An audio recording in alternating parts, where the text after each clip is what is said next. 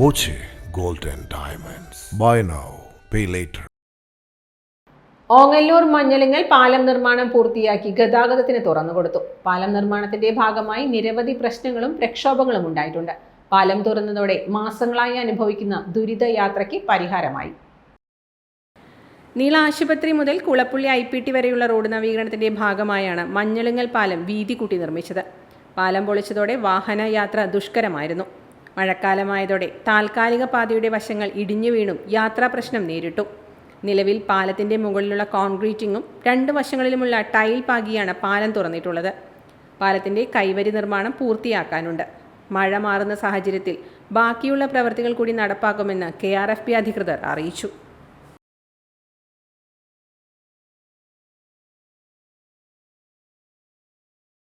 Time Kids Preschool, Mannannur Road, Vaniyamkulam.